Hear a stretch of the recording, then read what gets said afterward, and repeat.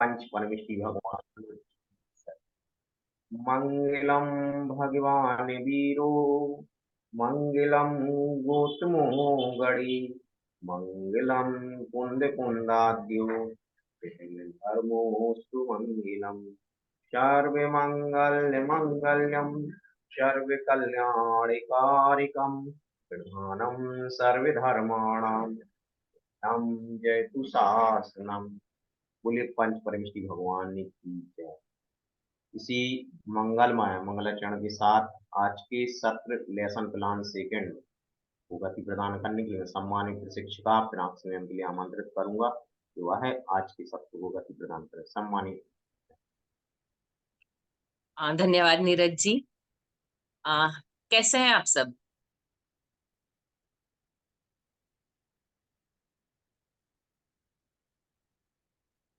सभी chat box में अपनी प्रतिक्रिया देंगे। जय जिनेन्द्र मैम। जय जिनेन्द्र। कैसी हैं आप? बिल्कुल बढ़िया हूँ जी, सभी चैट बॉक्स में अपनी बात रखेंगे, अपना रिप्लाई दें तो अच्छा रहेगा।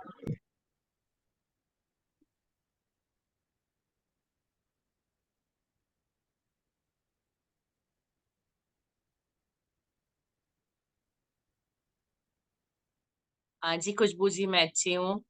जी खुशबू कुर्मी जी मैं बढ़िया हूँ।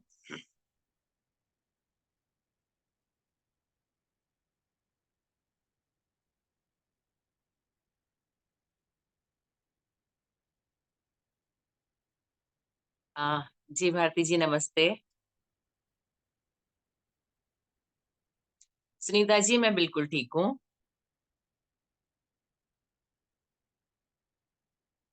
अनीता जी मैं बिल्कुल बढ़िया हूँ।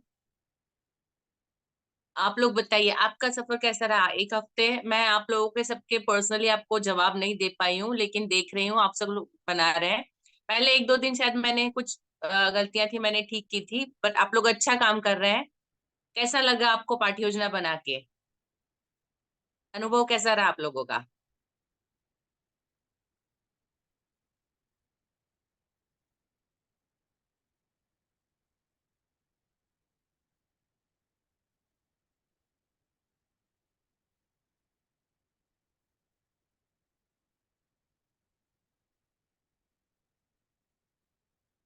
जी अनीता जी अच्छा लगा, अच्छी बात है।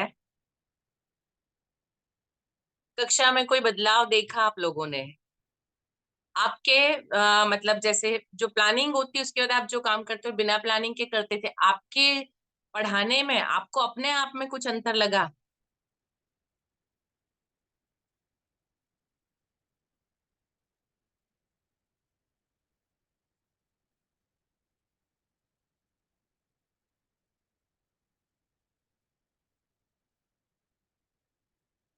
आप लोग अनम्यूट करके भी बता सकते हैं प्लीज। टाइप करने में शायद सबको टाइम लग रहा है, मेरा क्वेश्चन थोड़ा सा आंसर लंबा हो सकता है क्वेश्चन के हिसाब से। आपको अपने पढ़ाने में कोई अंतर लगा अपने आप में?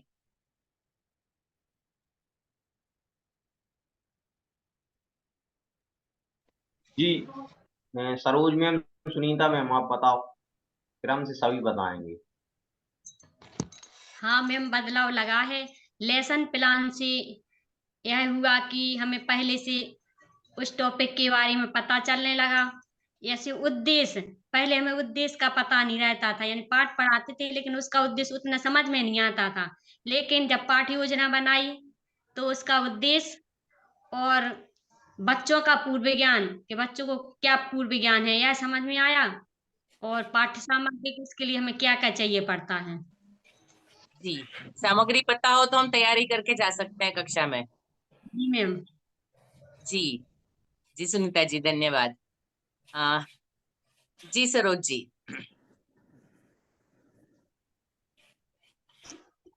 जी मैम, बदलाव तो आया है। जैसे एकाएक क्लास में जाओ ना तो पढ़ाने के लिए पहले सोचना पड़ता है कि अब कैसे पढ़ाएं, क्या पढ़ाएं। लेकिन अगर पहले से अपन योजना बना के जाएं तो उसे पढ़ाने में आसानी होती है और टाइम की भी बचत होती है। बिल्कुल सही है। जी सरोज जी बहुत अच्छा ऑब्जर्वेशन है, टाइम बहुत बचता है और हम बहुत अच्छे से पढ़ा सकते हैं। हाँ मैम, जय जिनेन्द्र। जय जिनेन्द्र।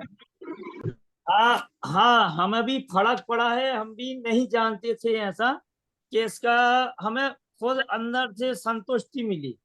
और जो हमारे टीचर हैं उनको जब बताया कि अपन को ऐसा करना है अब, तो अब वो भी जरा बच्चों को समझने लगे। अभी तक वो क्या है, अपना अपना ही सब कुछ बताते रहते थे।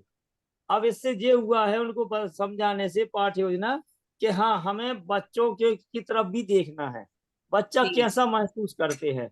बहुत अच्छा लगा हमें पाठ योजना में वन में। जी धन्यवाद अनिल जी, बहुत बढ़िया। अब यदि शिक्षक समझ पाते हैं इस बात को, तो हमारी जो मतलब कक्षा होती है वो बहुत ज्यादा प्रभावी हो जाती है, लाइवनेस आ जाती है। वो हम जैसे करने के लिए काम करते हैं और हम शौक से करते हैं, वो फर्क लगता है उसमें।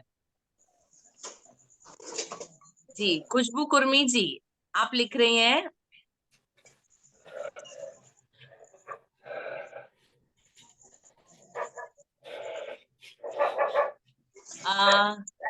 काफी सारे बदलाव देखने को मिले, सबको पहले से एक्टिव देखा, बिल्कुल सही है जी। खुशबू जी, खुशबू कुर्मी जी, अनम्यूट होके बताएंगे आप।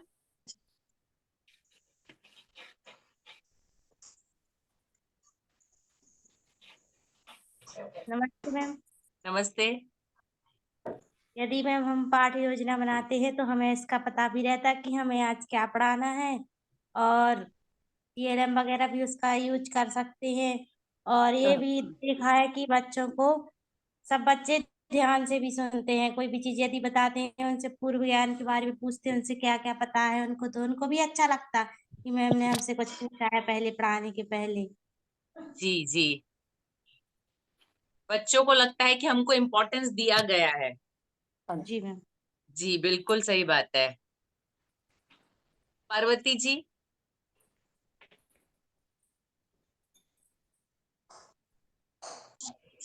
नमस्ते मैम। नमस्ते।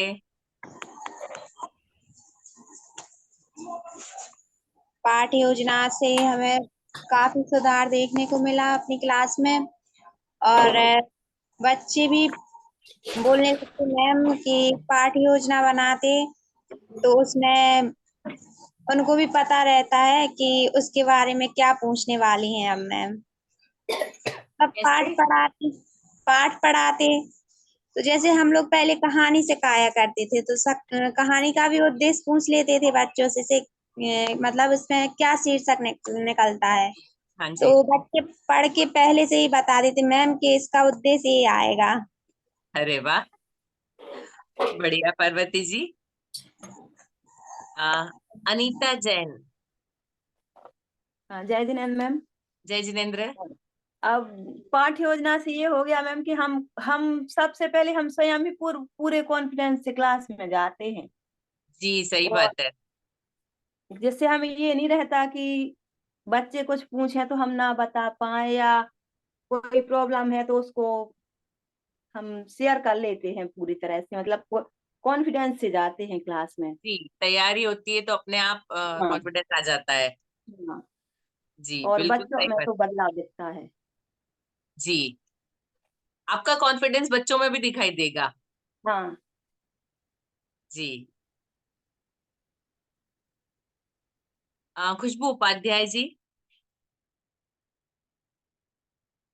मैम नमस्ते मैम। नमस्ते। मैम पाठ योजना से हमें यह सरलता गई है कि एक हम लिमिटेड समय में हमें क्या-क्या करना है। यह अगर हम अपनी पाठ योजना बनाते हैं तो उससे बच्चों को पढ़ाने में सरलता जाती है, और पूरा हम विस्तार से बता सकते हैं। अगर हम पहले से कोई योजना बना के क्लास में जाएँ तो हम उसे और अच्छे तरीके से बता सकते हैं, पहले से अच्छे समझा सकते हैं। बच्चे भी इससे खुश होते हैं। जी बिल्कुल खुशबू जी, बच्चे भी खुश होते हैं और हमको भी आसानी रहती है। हाँ मैम, हमको भी बहुत अच्छा लगता है। जी जी, बहुत बढ़िया। प्रेरणा जी। जय जिनेन्द्र मैम। जय जिनेन्द्र। मैम पाठ्य योजना से हमने ये सीखा था कि जैसे हमें पाठ्य योजना बनाते हैं तो हमें पता रहता है कि क्या क्या उसमें पाठ सामग्री मतलब जो पढ़ा रहे हैं क्या क्या चीज लगेगी, तो वो हम तैयारी से जाते हैं और कॉन्फिडेंस भी आता है। पहले से कॉन्फिडेंस रहता है कि ये पढ़ाना है तो अच्छे से पढ़ा पाते हैं। जी प्रेरणा जी, बिल्कुल सही है। मजा आ रहा है? जी मैम। जी, बहुत बढ़िया। आरती जी।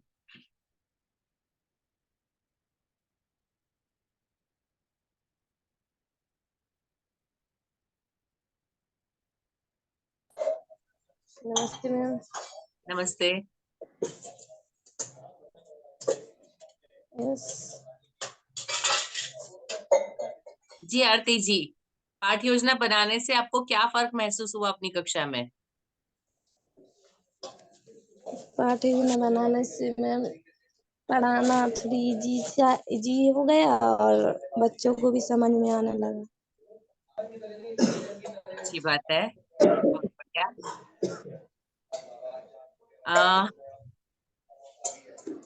वर्षा जी, सुमन जी, भारती जी, कविता जी, प्लीज अपने वीडियोस ऑन करिए।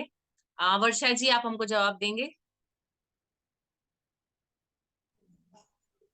पाठ्य योजना से हमें यह सरलता मिली है कि हम कुछ भी नया सिखाने के लिए जाते हैं बच्चों को तो समय भी का सदुपयोग होता है। जी जी वर्षा जी।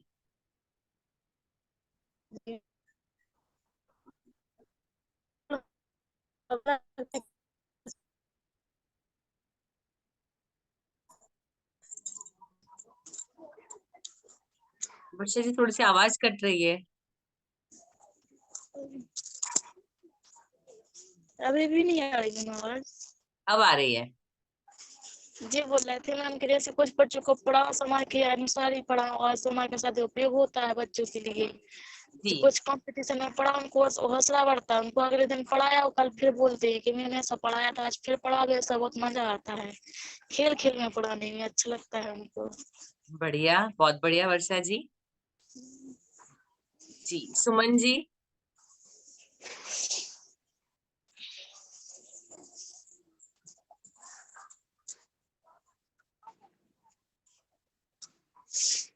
जी सुमन जी, सुमन जी अनम्यूट कर लीजिए। जय जिनेंद्र मैम। जय जिनेंद्र जी जी। पाठ्य योजना का उपयोग किया आपने? मैम नहीं किया। ऐसा क्यों? मैम बालक की तबीयत भी खराब रहती है और घर में थोड़ी सा हस्बैंड की तबीयत ठीक ओहो, साथ थी तो इसलिए स्कूल से आके कवाली के वर्क में लग गए। ठीक है सुमन जी, पर मैम कोई हम बात आगे से नहीं। हम ध्यान नहीं मैम ध्यान रखेंगे मैम आगे से। कोई बात नहीं, कोई बात नहीं। आपको जैसे टाइम मिले आप जरूर करिएगा। जी जी जी मैम। जी भारती जी।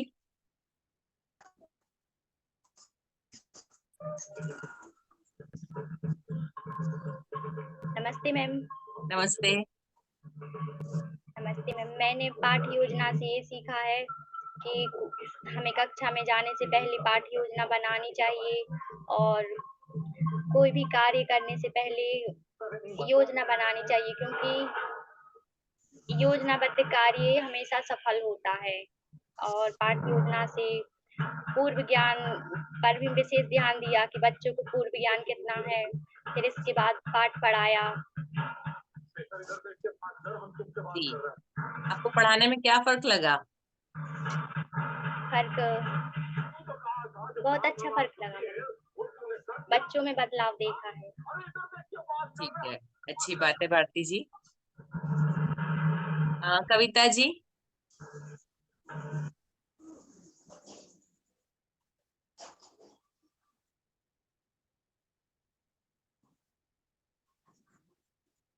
कविता जी, आप तक आवाज पहुंच रही है हमारी?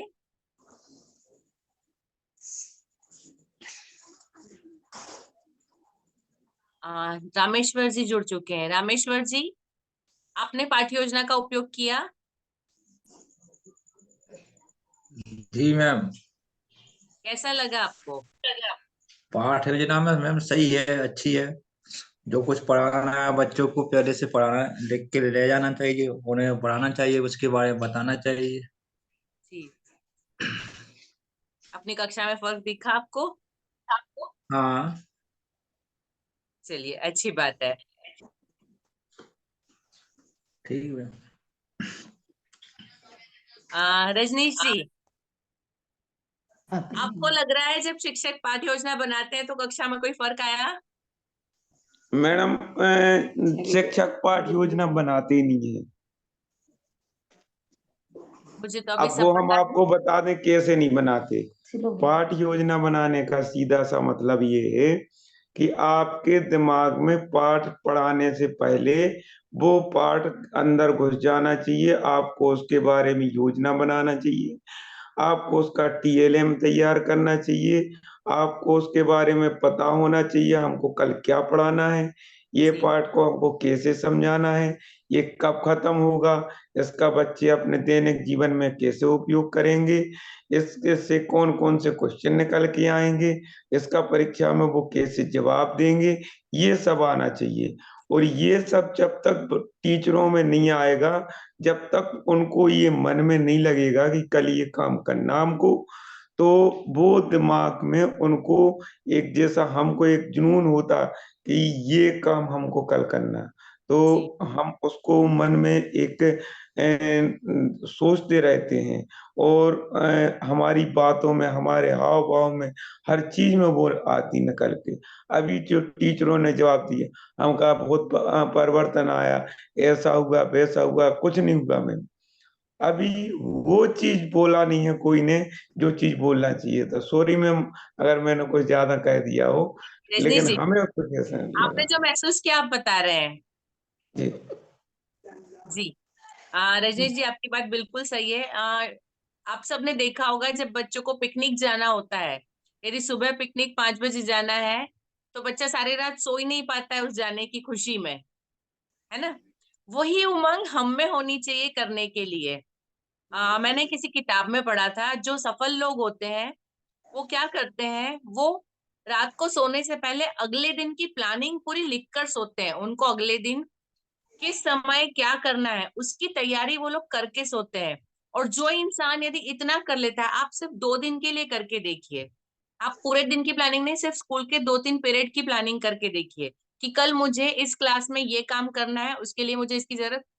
एक्चुअली क्या होता है, आपका जो ब्रेन है ना, जो कॉन्शियस ब्रेन होता है उससे ज्यादा अनकॉन्शियस ब्रेन काम करता है। तो जब आप कोई चीज के बारे में सोचते हैं तो अनकॉन्शियस ब्रेन उसके बारे में बहुत ज्यादा सोचता है। तो वो जो बहुत ज्यादा सोचता है उसका प्रभाव आपके काम पर दिखाई देता है। तो आप वही सोचिए जो आपको करना है। आप छोटी सी प्लानिंग बनाएंगे तो जब आप उसको नेक्स्ट टाइम लेके बैठेंगे, दूसरे दिन काम करेंगे, उसमें फर्क आपको जरूर दिखेगा। ये प्रैक्टिकली अब आजमाई हुई चीज है। आप जितनी भी मोटिवेशनल किताबें वगैरह होती है आप पढ़ लीजिए, उसमें सब में निचोड़ यही होता है कि सोने से पहले कल की प्लानिंग करिए, सुबह उठ के एक बार रिवाइज कर लीजिए मुझे क्या करना है आज। उसके बाद आप देखिए आपके सारे दिन के कामों की क्वालिटी में कितना फर्क आता है। ठीक है, चलिए हम लोग आज आगे चलते हैं इससे। नीरज जी, हम आगे चलेंगे। मैं चाहूंगी आप सब में से यदि एक एक करके एक एक स्लाइड को आप लोग समझाएं। मैंने शुरुआत में जो हमने पिछली बार स्लाइड ली थी वो है, उसके बाद हम आज की स्लाइड पे आएंगे, तो एक बार आपका भी रिवीजन हो जाएगा और मैं भी देखूंगी आप कितना समझ पाए हैं। ठीक है, सरोज जी, नहीं उसके ऊपर रहने दीजिए, वो ठीक थी नीरज जी, इसके पहले वाली। हाँ जी, Saroj ji, lesson planning term को आप कैसे समझाएंगी? पूरे 6 पॉइंट। नहीं नहीं, ये जो सामने आपको दिख रहा है लेसन प्लानिंग पाठ योजना की बेसिक डेफिनेशन है, आप इसको कैसे समझाएंगी?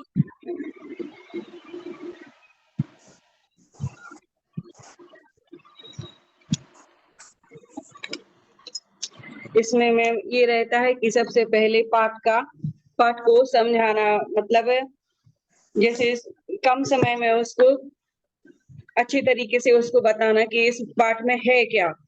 पहले तो इस पाठ में सार क्या है, उसके बाद उस चीज को उस बच्चों से पूछते भी हैं कि आपको क्या इसके बारे में कुछ पता है, और अगर वो इस चीज में नहीं बताते हैं फिर उनको बताते भी हैं कि इस पाठ को पढ़ने में मतलब ऐसा, इसको पढ़ेंगे इस तरीके से और आपको जल्दी समझ में भी आएगा।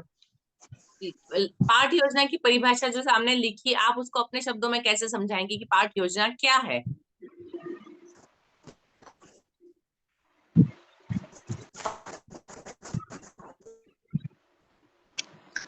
उस नहीं समझ पा रहे। आपको सामने दिखाई दे रहा है? हाँ दिख रहा है। हाँ, चलिए, आप में से कौन है जो इस पाठ योजना की डेफिनेशन को समझा पाएगा? हमने क्या डिस्कस किया था? पाठ योजना क्या है? मैम बताओ। जी मैम आपने बताया था कि पाठ योजना का तात्पर्य है कि एक लिमिटेड समय में हमें मतलब क्या क्या करना है, जी एक सीमित समय में हमें क्या क्या करना है उसे विस्तार से बताना। जी, बिल्कुल और सही बात है। जी और बच्चों को मतलब बच्चों को उसे प्रैक्टिकली कितना समझ में आया है, जी ये मतलब पूछना जी, बच्चों बिल्कुल से। खुशबू जी। हमारा एक पीरियड 35-40 मिनट का होता है। उतनी देर में हम एक टॉपिक लेकर जाते हैं, उसको हम किस तरह से समझाएंगे, उसको विस्तार पूर्वक हम जब पूरी कि हम ये करेंगे, पूरी प्रोसीजर को हम जब एक बार लिख लेते हैं, तैयारी कर लेते हैं, उसके लिए जो चीजें चाहिए वो तैयार कर लेते हैं, और हमको पता होता है हमको क्या करना है, और एट द एंड हम उसको उस उद्देश्य को अचीव कर लेते हैं। ये इस पूरी प्रोसेस को पाठ योजना बोलते हैं। ठीक है, नीरज जी, नेक्स्ट पे चलेंगे हम। इसके बाद हमने बताए थे पाठ के प्रकार। ठीक है, पहला है ज्ञान पाठ। इसको कौन बताएगा मुझे?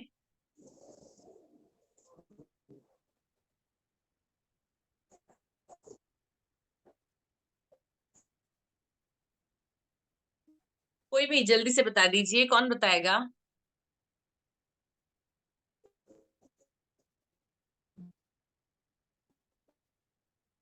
देखिए, जितना टाइम हम वेस्ट करेंगे ना उतनी सारी चीजें हमारी छूटेगी। इसे जितना हम जल्दी करें हम ज्यादा बातचीत कर पाएंगे। मैम हम बताएं? जी बताइए।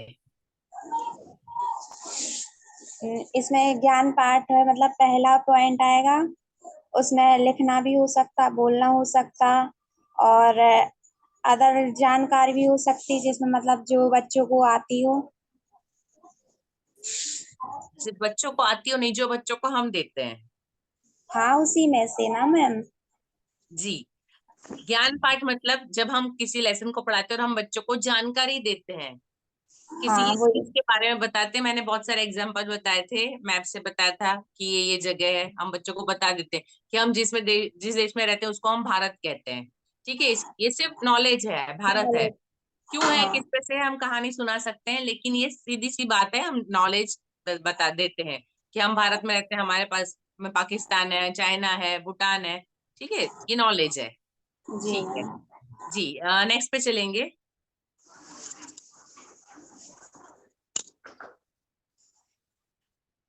प्रशंसा पाठ। जी, कोई भी जल्दी से बताइए।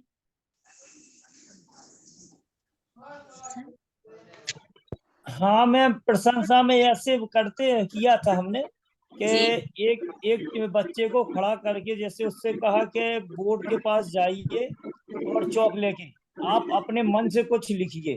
तो उसने लिखा। फिर मैंने दूसरे बच्चे से कहा तो वो नहीं उठा, लेकिन एक तीसरा बच्चा उठा, क्या मैं करूं? तो फिर उसने किया।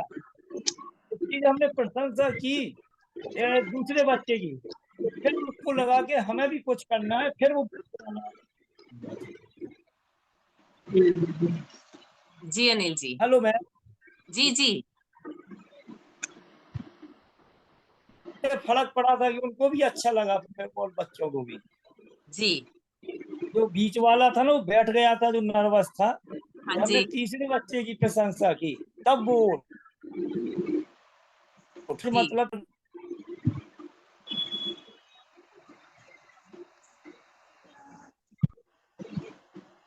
जी अनिल जी। करते हैं।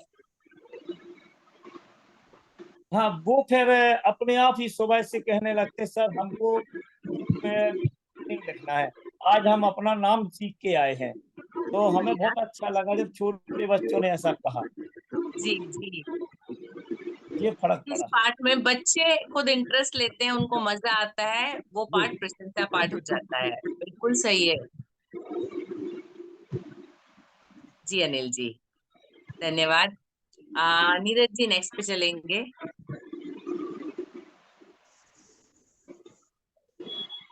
कौशल पाठ। नमस्ते मैम। नमस्ते। कौशल, जैसे अभी दीपावली आ रही है, कहा कि रंगोली बनाना है, रंगोली प्रतियोगिता रखी है स्कूल में 9 तारीख को। जी। रंगोली बना, एक तो ये कौशल है, जैसे दीपावली निबंध लिखना,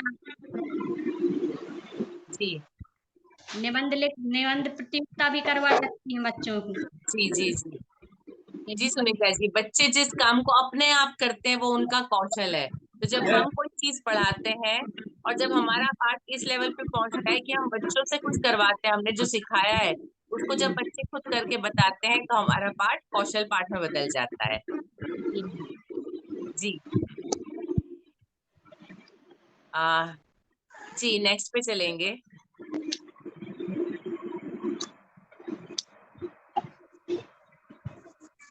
नीरज, हाँ जी, ये मैंने आपको प्रारूप बताया था, ठीक है। हमने 2 प्रारूप देखे थे, एक जो लेफ्ट साइड है ये हमारी दैनिक पाठ्य योजना है, हम लोग रोज लिखते हैं, और जो राइट साइड है मैंने बताया था हम लोगों ने बीएड में जब हम करते हैं काम, अपनी फाइल तैयार करते हैं, तब इस तरह से पाठ्य योजना बनाते हैं। ठीक है, नेक्स्ट पे चलेंगे। इस पाठ्य योजना को आप सबने आधे तक लिखा है ना, बाकी का आधा हम आज इसको पूरा करने वाले हैं। ठीक है, नेक्स्ट पे चलेंगे।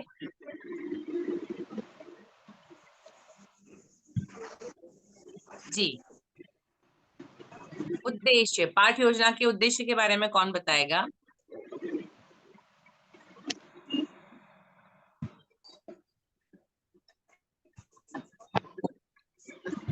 मैं बताऊं? जी बताइए।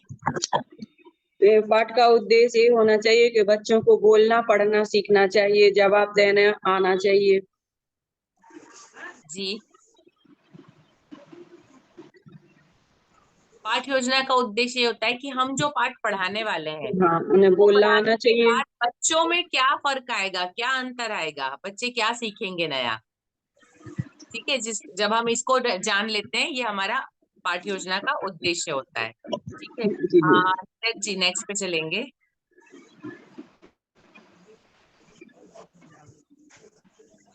पूर्व ज्ञान, पूर्व ज्ञान से क्या मतलब है? प्लीज थोड़ा सा स्पीड में करिए रिवीजन, तो हम आगे बढ़ सकें। सर, पूर्व ज्ञान का मतलब ये है कि जो हम पाठ पढ़ा रहे हैं उस पाठ के बारे में उन्हें कितनी जानकारी है पहले से, वो उस बारे में कितना जानते हैं। जी बिल्कुल, हम जो पढ़ाने वाले उस विषय में बच्चों को क्या जानकारी है पहले से, हाँ। उसको जानना, उसको हम लिखते हैं, वो पूर्व ज्ञान, बिल्कुल सही है। नीरज जी नेक्स्ट पे चलेंगे। तीसरा था लेसन मटेरियल या पाठ्य सामग्री। बहुत सारी चीजें हैं, किताबें, कार्य पुस्तिका, पाठ के अनुरूप TLM, computer, mobile, prism, lens, सूक्ष्मदर्शी यंत्र, परिभ्रमण। हमारे सब्जेक्ट के हिसाब से ये सारी चीजें बदल सकती है, ठीक है। आप जैसा है, ये आपको डिसाइड करना है कि जो भी आप पाठ पढ़ाने वाले हैं उसमें इन सारी चीजों में से कौन सी चीज है वो काम आएगी, जो बच्चों को पढ़ने में सुविधा होगी, बच्चे इजीली समझ सकेंगे, किसकी जरूरत पड़ेगी, ठीक है। जी नीरज जी, हम नेक्स्ट पे चलेंगे। यहाँ तक हमने पिछली बार कर लिया था। अभी आता है मेन प्रोसीजर, लेसन प्रोसीजर, वो है शिक्षण के कार्य। जब भी हमको पढ़ाना है, हम क्या करेंगे, जब भी कोई चीज पढ़ाएंगे तो हम लोग शुरू करेंगे परिचय से, ठीक है। बीएड जब करवाते हैं तब उसमें कहा जाता है कि जब भी आप कक्षा में जाते हैं तो आपको जाके सीधा अपना पाठ का नाम नहीं लिखना है, नाम नहीं बोलना है, कुछ ऐसा करना है जिससे बच्चे खुद उस बात तक आ जाए, उस टॉपिक तक आ जाए, उसको पहचाने, ठीक है। मैं एग्जाम्पल देती हूँ। मैंने जब बीएड किया था तब हम लोगों को जब कॉलेज में पहला दिन था, हमको पहले से बता दिया गया था। हम लोगों ने एक्चुअली कॉरेस्पॉन्डेंस किया था, तो स्पेशल ट्रेनिंग होती थी 10-12 दिन की, तो वहां जाके ट्रेनिंग करनी होती थी। बाकी सब हम पत्राचार के माध्यम से करते थे। तो वहां हम गए, उससे पहले हमको बताया था कि आपको लेसन प्लानिंग करके आना है, आपको एक लेसन वहां आकर देना है। मैंने ये किया था। मैं घर से जब गई थी, मैं सारे मतलब मैं दूध का पैकेट होता है खाली पैकेट, वो लेके गई थी। मिल्क पाउडर का खाली पैकेट, घी का खाली पैकेट लेके गई थी, चीज का लेके गई थी, बटर का लेके गई थी। मतलब ऐसी बहुत सारी चीजों के खाली पैकेट्स मैं अपने साथ ऑलरेडी लेके गई थी। एक चार्ट पेपर मैंने लिया, उस पर उन सब चीजों को लगा दिया, और जब मेरा टर्न आया तब मैंने जाके उस चार्ट पेपर को खोल के बोर्ड पे आगे लगाया। उसके बाद सबसे पूछा आपको इन सब में क्या चीजें दिख रही हैं। ठीक है, सबने बताया, सारे नाम बताए। उसके बाद मैंने उनसे पूछा कि इन सब में क्या मतलब साम्य है, या क्या चीज है जो इन सबको जोड़ती है। तो एक बात आई कि ये सारी चीजें दूध से बनी है। ठीक है, घी है, मक्खन है, मिल्क पाउडर है, दही है, सब कुछ है वो दूध से बनता है। अभी दूध कहाँ से आता है? दूध हमको मिलता है जानवरों से, पशुपालकों से। ठीक है, तो पशुपालन मेरा टॉपिक था, तो मैं इस तरह से इंट्रोडक्शन दे के अपने टॉपिक पे आई। ठीक है, तो अभी आप लोगों ने लास्ट टाइम भी आप लोगों ने साथ साथ एक पाठ योजना शुरू की थी। ठीक है, आप सबने एक पाठ तय किया हुआ था। आज हम उसको आगे बढ़ाएंगे। जो पिछली बार की आपकी पाठ योजना थी, आप सबने तय किया हुआ है आप कौन सा पाठ पढ़ा रहे हैं, आपको पूर्व ज्ञान भी पता है, आपको उद्देश्य भी पता है, आपको टीएलएम भी पता है। अभी आज आपको ये करना है कि आप उस पाठ का इंट्रोडक्शन कैसे देंगे। मैं आपको 2 मिनट दे रही हूँ, आप लोग अपना जो पाठ तय किया हुआ है, या आपने इतने दिनों में हाफ आधी आधी पाठ योजना सबने बनाई है, उसमें से कोई भी एक या दो टॉपिक को आप ले लीजिए, और उसके लिए आप इंट्रोडक्शन कोई भी ऐसा नया तरीका, ऐसा अलग, जैसे मैंने आपको बताया। ठीक है, आप कौन सा तरीका उपयोग में लाएंगे? बहुत सारे तरीके हो सकते हैं, बहुत सारे। आपके टॉपिक के हिसाब से कौन सा क्रिएटिव तरीका होगा जिससे बच्चों को मजा आएगा, बच्चे इंटरेस्ट लेंगे। मैं 2 मिनट दे रही हूँ, आप सोच कर लिखिए, फिर मैं बताती हूँ कौन कौन से तरीके हो सकते हैं।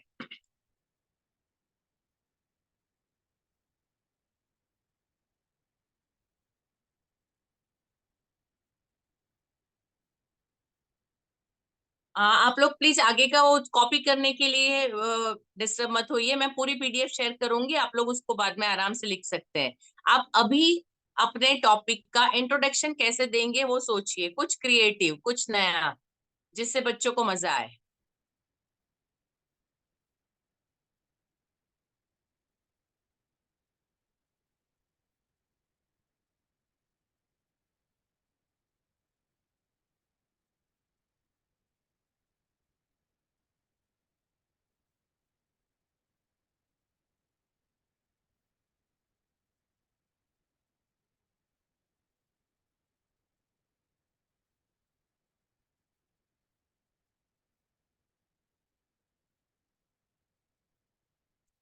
जिन लोगों के कैमरा ऑफ है प्लीज ऑन करके रखिए। क्योंकि मैं आप लोगों को जब बताती हूँ तब मैं आपके चेहरे भी पढ़ती हूँ, तो मुझे समझ में आता है कि मेरा पढ़ाया हुआ या मेरा बताई हुई जानकारी कितनी आप तक पहुंच रही है।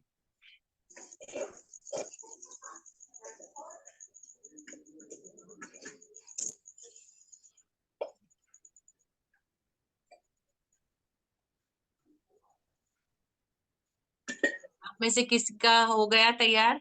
आप लोग लिख पाए? आप कैसे देंगे इंट्रोडक्शन, सोच लिया आपने? जिसका हो जाता है आप अनम्यूट करके बता सकते हैं।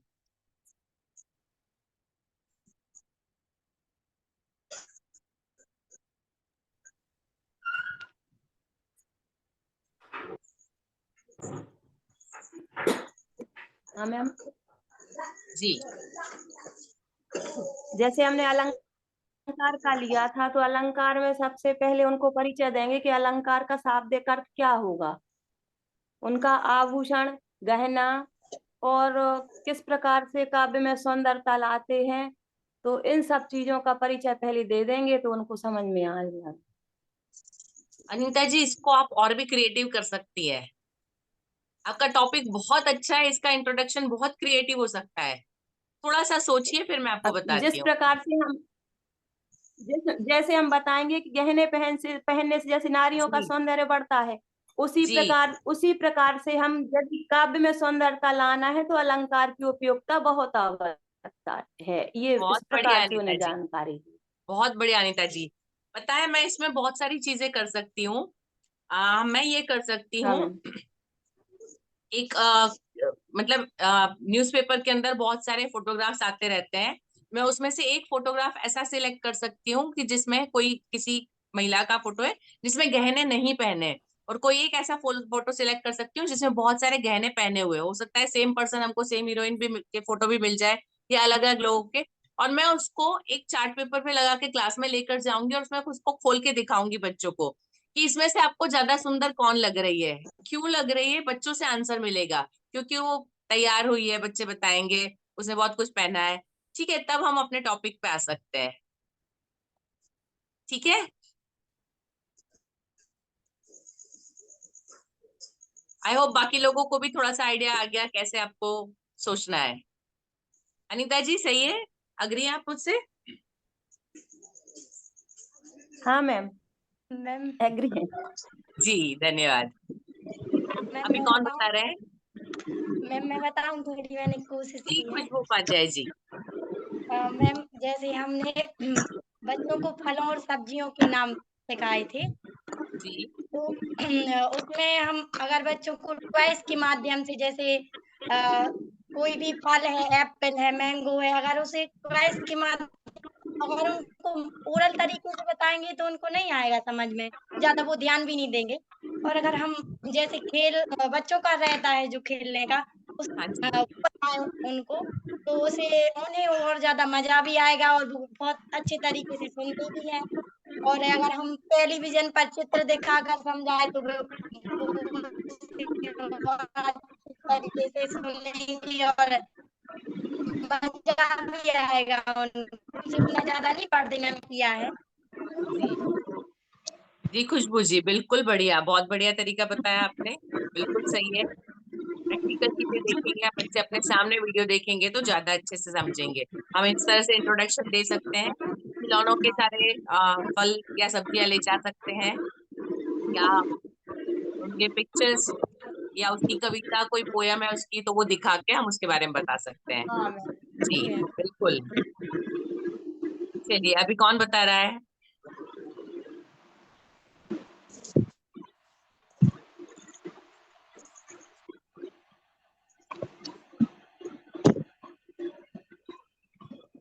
जल्दी बताइए, कौन बता रहा है?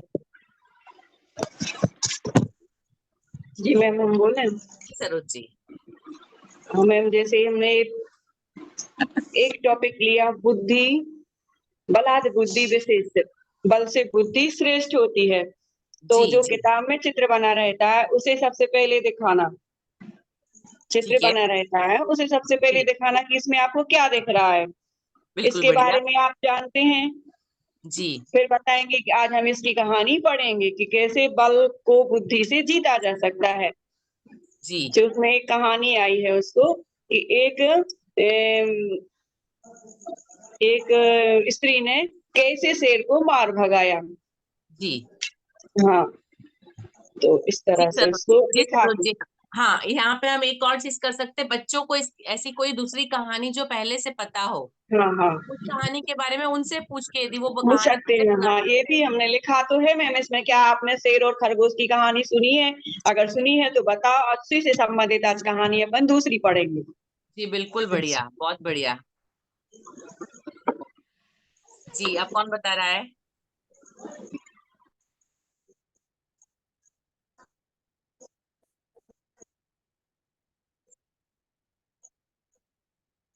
जी आस्था, अंकिता जी। जी मैम, नमस्ते। नमस्ते। मैम जैसे अल्फाबेट होते हैं तो बच्चों को ना वो कुछ कुछ अल्फाबेट के वर्ड ना कठिन लगते हैं, तो उसको ऐसा करते जैसे कि बुक्स में वो वर्ड होते हैं ना, तो उस पे उनकी उंगलियां चुनवा सकते हैं कि उनसे उन पे फिर बनाते बनने लगेंगे अच्छे से। हम अभी इंट्रोडक्शन की बात कर रहे हैं, ये तो आप प्रोसीजर की बात कर रहे हैं। हम इंट्रोडक्शन, हमको कोई आज आपको कोई नया अल्फाबेट सिखाना है बच्चों को, ठीक है, कठिन अल्फाबेट, सपोज बच्चों को डब्ल्यू लगता है, आपको डब्ल्यू सिखाना है, तो आप क्या करेंगे? और पहले मैम उनसे मतलब कि नाइन वगैरह खिंचवाएंगे, फिर पहले 19 खींच और फिर उसके हमको सिर्फ, मैं अभी हम पाठ योजना में इंट्रोडक्शन की बात कर रहे हैं। आप क्लास में पहुंचे और आपको बच्चों को मूड में लाना है, अपने पाठ के बारे में बताना है, इंट्रोडक्शन देना है और पाठ शुरू करना है, तो कैसे करेंगे? बताओ, सोचिए, ठीक है, आपसे फिर पूछते हैं। सुनीता जी, आपका इंट्रोडक्शन रेडी है? जी जी बोलिए। सुभद्रा कुमारी चौहान ने अपनी बातों को स्मरण किया, बचपन की बातों को। उसी हाँ प्रकार जी। हम बच्चों को, जैसे कपड़े की गुड़िया बनाना, तो कपड़े नहीं ले जा सकते, लेकिन किले, बच्चे किले से सब कुछ बनाते हैं, तो किले से बच्चों के सामने बच्चों से बनवाएंगे कि गुड़िया जी कैसे बनानी है। भारत माता बना सकते हैं, गणेश जी, यानी बहुत चीजें बना सकते हैं उससे। हाँ जी। उस प्रकार से सुभद्रा कुमारी चौहान ने बचपन में मिट्टी से खेला, मिट्टी के घर बनाए, तो उससे घर भी हाँ बन सकते हैं, मकान बनवा सकते हैं। किले से अन्य चीजें बच्चों को बनवाएंगे तो उनको बहुत मजा भी आएगा, वो इंटरेस्ट लेंगे। जी, बहुत बढ़िया सुनीता जी, बहुत क्रिएटिव इंट्रोडक्शन सोचा है आपने, बहुत बढ़िया। जी प्रेरणा जी। जय जिनेंद्र मैम। जय जिनेंद्र। मैम जैसे मैंने डाला भी था पाठ योजना में कि फसलों की जानकारी, तो बच्चों को उसके एग्जाम्पल बताएंगे, जैसे गेहूं की और चना की, मटर की, चित्र भी दिखा सकते हैं, उसमें जो औजार प्रयोग किए जाते हैं वो बता सकते हैं, जिससे बच्चे टॉपिक पे आ सकते हैं कि फसलों का मैम पढ़ाना चाह रही हैं। ठीक है, बढ़िया है प्रेरणा जी। एक बात बताऊं, इसके लिए मैं होती तो क्या करती, मैं सब बच्चों जी से मैम। जाके पूछती कि आज टिफिन में आप क्या लाए, ठीक जी है, मैम। अलग अलग चीजों के उनके नाम आएंगे, फिर हम उनसे पूछ सकते हैं कि ये सब कहाँ से आता है, जी मैम। ठीक है। हम इस तरह से थोड़ा सा रिवर्स जाके हम फसलों तक पहुंच सकते हैं, क्योंकि बच्चे टिफिन से कनेक्टेड है, उनको पता है कि अपना टिफिन लेके आते हैं, तो वो कनेक्शन फील करेंगे। जी मैम। जी। Thank you ma'am. जी। वर्षा जी।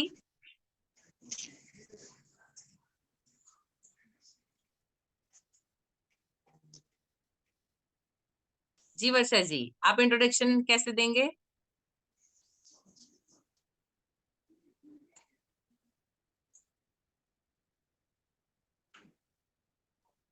वर्षा जी, आप सुन सकती हैं हमको?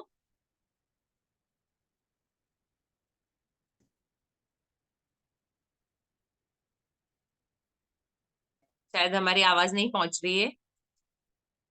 संध्या राजा जी।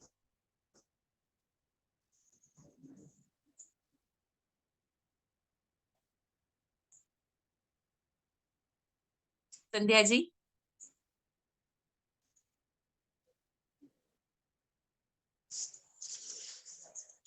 संध्या जी अनम्यूट करिए।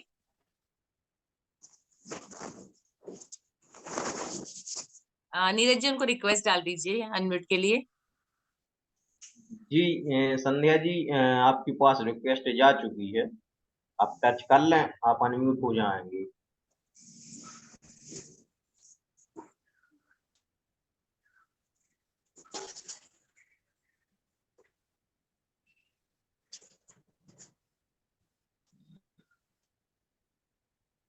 चलिए आप अनम्यूट होइए, तब तक हम रामेश्वर जी से पूछ लेते हैं।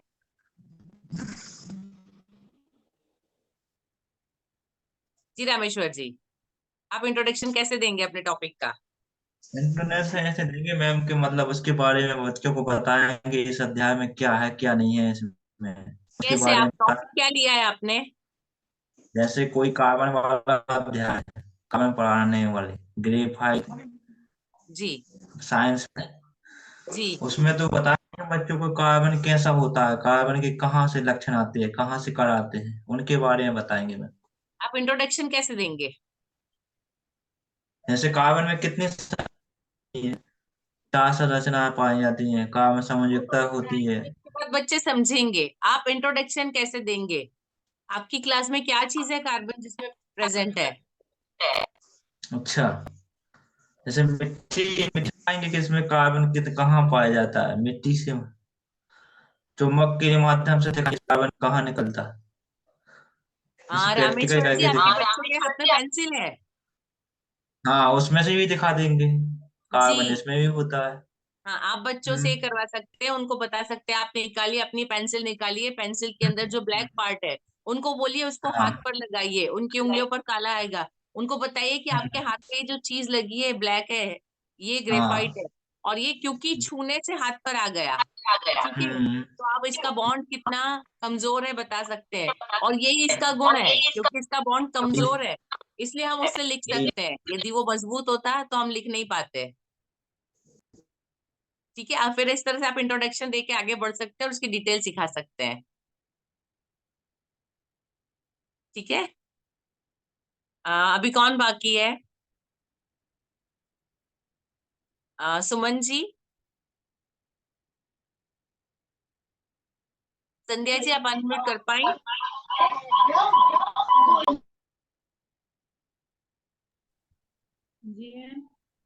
जी सुमन जी, आप इंट्रोडक्शन कैसे देंगे?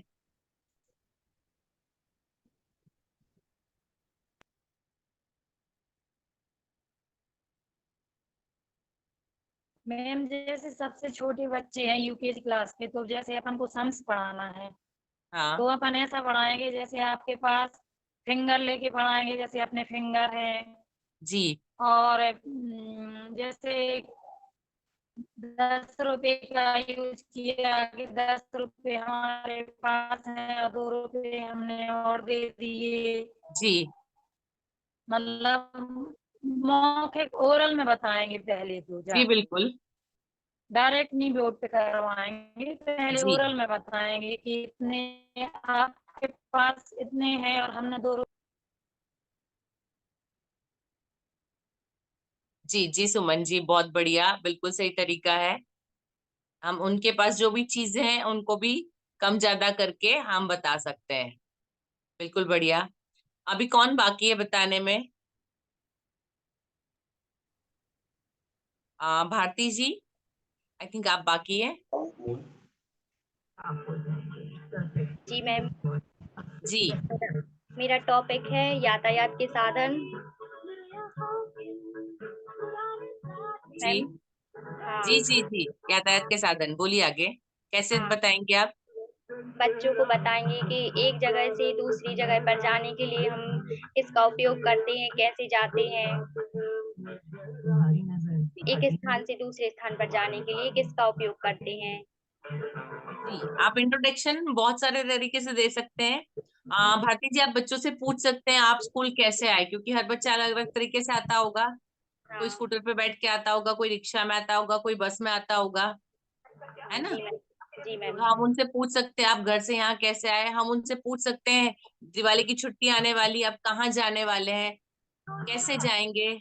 कोई बाहर घूमने जा रहा है, ट्रेन में जाएगा, कोई बस में जाएगा, कोई अपनी कार लेकर जाएगा।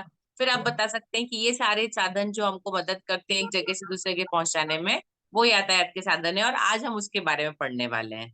जी मैम, ठीक है, आप ऐसे बातचीत करके इंट्रोडक्शन पे आ सकते हैं। जी ठीक है, मैम, तो चलिए मैं बताती हूँ अभी इंट्रोडक्शन किस किस तरीके से हो सकता है। जैसे मैंने बताया, मैंने एक टीएलएम बनाया था, उससे मैं इंट्रोडक्शन पे लेके आई। आप बच्चों से बहुत सारे क्वेश्चन पूछ सकते हैं, आप उनको कोई डेमोन्स्ट्रेशन करके दिखा सकते हैं, आप उनको चित्र दिखा सकते हैं, जैसे मैंने अभी बताया था कि गहने अलंकार के बारे में बताना है तो चित्र दिखाइए, या जैसे खुशबू जी ने बताया कि उनको वीडियोस दिखा सकते हैं हम। इसके अलावा हम ब्रेनस्टॉर्मिंग कर सकते हैं बच्चों के साथ। हम लोगों ने टीएलएम में पढ़ा था ब्रेनस्टॉर्मिंग क्या होता है। कोई एक क्वेश्चन बच्चों के सामने, कोई एक ऐसी बात रखिए, उसके बाद बच्चे खुद उसका आंसर ढूंढे, उसके बारे में सोचे, और उसके बाद हम ऐसा क्वेश्चन ढूंढे जिससे वो हमारे टॉपिक पे आ जाए। जैसे मैंने इंट्रोडक्शन दिया था उसमें ब्रेनस्टॉर्मिंग किया था, मैंने चीजें दिखाकर क्वेश्चन पूछे थे। ठीक है, तो हम ऐसी बहुत सारी चीजें कर सकते हैं। इसके अंदर आता है उसके बाद एक्सप्लेन करना। हमने इंट्रोडक्शन दे दिया, उसके बाद जो हमारा मेन पॉइंट है, जो हम मेन काम करते हैं, ये हमारा सबसे ज्यादा टाइम लेता है। अभी यहाँ पे आपकी तैयारी इस तरह से आती है कि आपको पता है आप जिस क्लास को पढ़ाने वाले हैं उन बच्चों का मेंटल लेवल कितना है। जैसे मैं कोई क्लास में जाती हूँ, पहले आप जब किसी क्लास में जाते हैं तो पहला हफ्ता जब साल शुरू होता है, हफ्ते 10 दिन में या 15 दिन के अंदर आप एक लेसन पढ़ा के जब आप एक आधा टेस्ट ले लेते हैं, आप बच्चों से क्वेश्चन आंसर कर लेते हैं, तो आपको बच्चों का लेवल समझ में आ जाता है उस क्लास के, कि कौन से लेवल के बच्चे हैं, कितने बच्चे हैं जो तुरंत समझते हैं, कितने बच्चों को टाइम लगता है। तो आप जब भी लेसन प्लान करेंगे तो आप अपनी कक्षा के अनुसार लेसन प्लान करेंगे, किस क्लास के लिए कर रहे हैं, किन बच्चों के लिए कर रहे हैं। जैसे मैं 2 साल से 7th के अंदर एसएस पढ़ा रही हूँ, तो लास्ट ईयर मैं जिस तरीके से पढ़ाती थी मैं उसी तरीके से इस साल नहीं पढ़ा सकती हूँ। क्यों? क्योंकि जो बच्चे हैं उनकी सोच अलग है, उनका तरीका अलग है, तो मैं उन लोगों के लिए अलग तरीका अपनाती हूँ। ठीक है, तो आपको बच्चों के हिसाब से आपको उनको कैसे एक्सप्लेन करना है, आपको क्या एग्जाम्पल देने हैं, आप कौन से एग्जाम्पल देंगे, कौन सी बात बताएंगे, कौन सी जानकारी देंगे जिससे आप बच्चों को समझा पाएंगे। कई बार ये होता है कि कोई एग्जाम्पल देते हैं तो बच्चे ज्यादा जल्दी समझते हैं। हम बहुत सारी बातें बताएं शायद समझ नहीं आता है, लेकिन ऐसा एग्जाम्पल जिसको बच्चे रोज महसूस करते हैं, जब उस एग्जाम्पल को दिया जाता है तो बच्चे समझ जाते हैं। जब हम समझाते हैं, हम कोई बात बताते हैं, तो बच्चों के अंदर बहुत सारे क्वेश्चन उठते हैं, बहुत सारी चीजें उनके दिमाग में आती है। ये ऐसा क्यों है, ये ऐसा क्यों नहीं होता है, ये ऐसा कैसे होता है, हमने तो ऐसा देखा है, आप ऐसा बोल रहे हैं, हम इसको कैसे मान लें। ठीक है, तो ऐसे बच्चे आपके सामने बहुत सारी प्रॉब्लम रखेंगे, तो आपको उनके बच्चों के प्रॉब्लम को सॉल्व करना है, आपको उस चीज के लिए रेडी होके जाना है। लेसन प्लान जब आप बनाते हैं आपको पता होना चाहिए कि यदि मैंने ये चीज बताई तो बच्चे क्या रिएक्शन देंगे।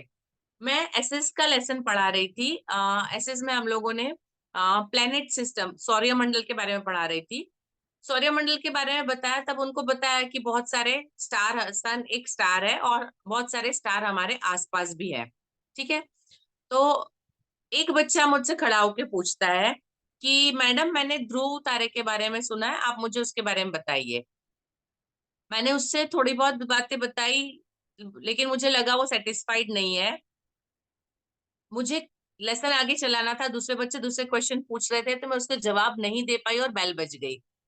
मैंने उससे कहा मैं आपको कल डिटेल में इसके बारे में बताती हूँ। बाई चांस ऐसा हुआ कि मेरे दिमाग से वो स्किप हो गया, उसके अगले दिन उसका पीरियड नहीं था, 1 या 2 दिन बाद उस क्लास में पीरियड आया। जब मैं उस क्लास में पहुंची वो बच्चा फिर से खड़ा हो गया, मैडम मैंने आपसे ध्रुव तारे के बारे में पूछा था। मैंने कहा बेटा आपने पूछा था, जितनी जानकारी मुझे थी मैंने आपको बता दी है, लेकिन इससे ज्यादा जानकारी इकट्ठा करना मैं भूल गई हूँ, मैं आपको डिटेल में फिर से बताऊंगी। अब ये हुआ, कुछ 2-3 दिन हुए, कुछ टेस्ट वगैरह आ गए, कुछ हो गए, तो मैं 5-6 दिन ऐसे निकल गए, मैं उसको बता नहीं पाई। उसके बाद मैंने ये किया, हमारे यहाँ पे हर महीने एक मैगजीन निकलती है और उस मैगजीन में मैं हर महीने किसी न किसी टॉपिक पे लिखती जरूर हूँ। अब अगले हफ्ते मुझे लिखना था, तब मुझे याद आया कि उसने मुझसे पूछा था, तो मैंने उसी टॉपिक के ऊपर सारी इंफॉर्मेशन ढूंढी, मैंने उससे रिलेटेड पिक्चर्स निकाले, ध्रुव तारा एग्जैक्टली कहाँ होता है, वो उत्तर दिशा कैसे बताता है, उसको कैसे ढूंढना और वो क्यों मदद करता है, कहाँ का करता है, सारी डिटेल उसके बारे में, सारी इंफॉर्मेशन इकट्ठा की, पिक्चर्स इकट्ठा किए और वो मैंने मैगजीन में छपवाने के लिए दे दिया। नेक्स्ट डे मैं क्लास में गई, तब मैंने उससे कहा कि आपके सवाल का जवाब मैंने ढूंढ लिया है, लेकिन आपके सवाल का जवाब मिलने में थोड़ा समय लगेगा जब तक मैगजीन छप के आती है।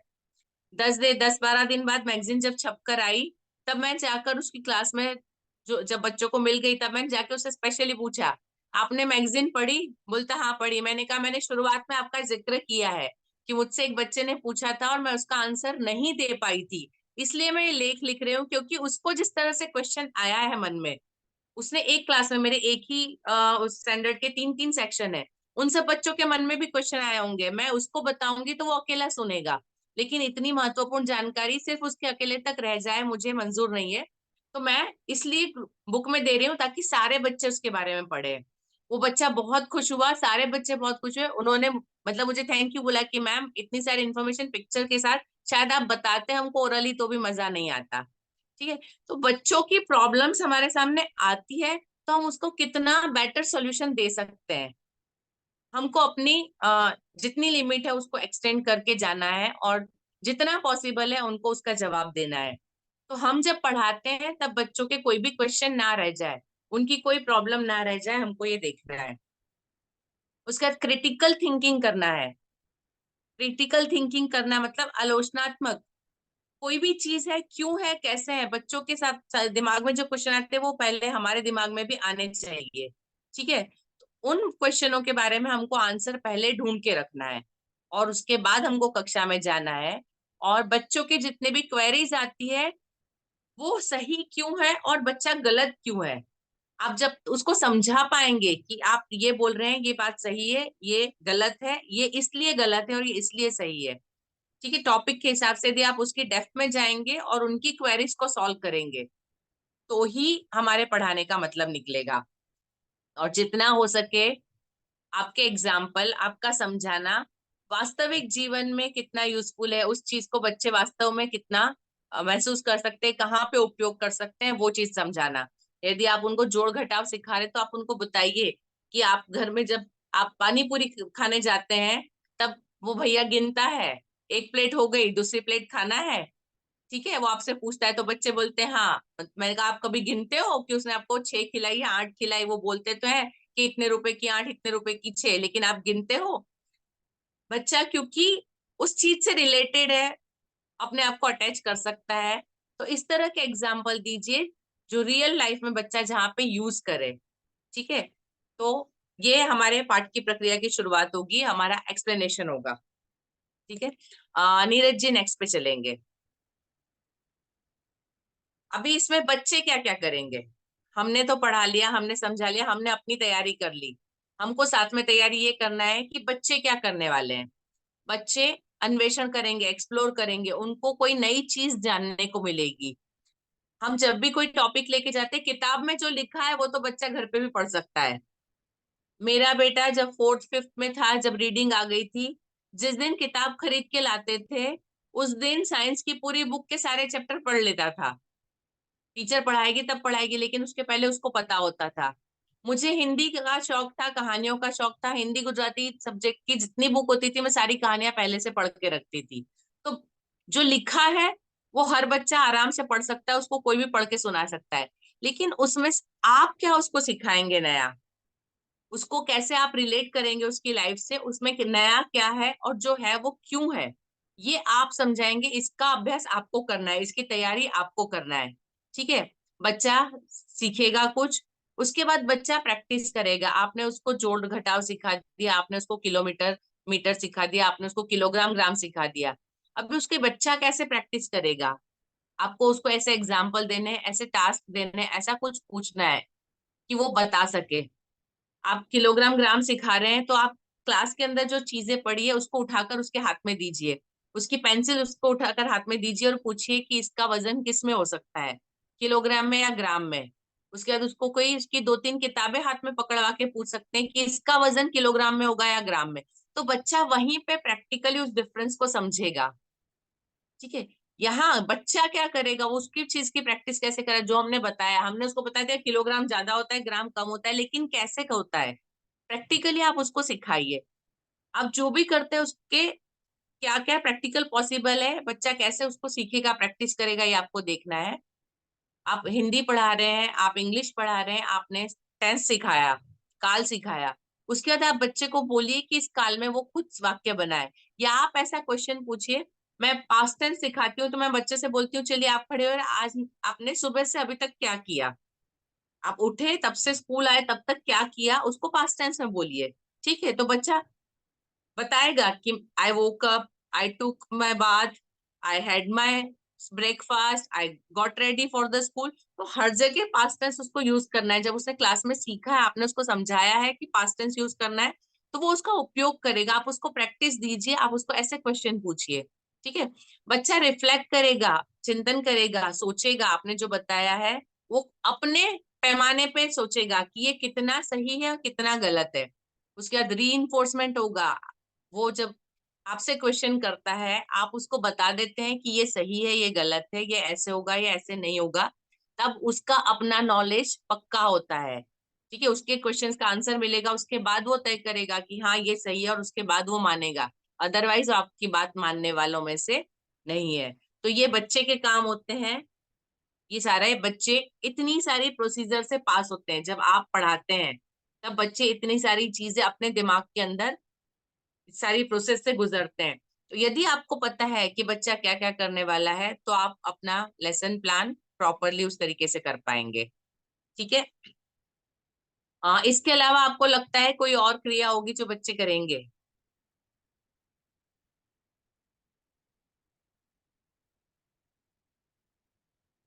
इसके अलावा बच्चे क्या करते हैं आपकी क्लास में?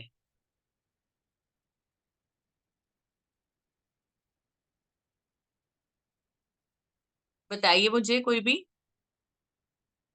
प्लीज थोड़ा इंटरेक्टिव रहिए।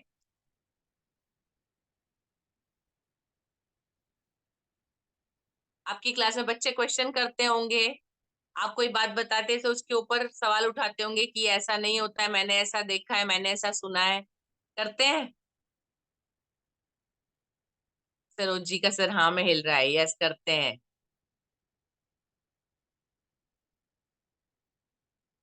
ठीक है। नीरज जी नेक्स्ट पे चलेंगे हम।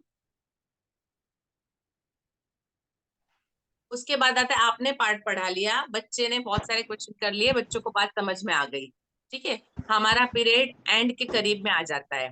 तो हम बच्चों को असेसमेंट करेंगे, मूल्यांकन करेंगे कि हमने जो सिखाया उसमें से बच्चों ने कितना सीखा।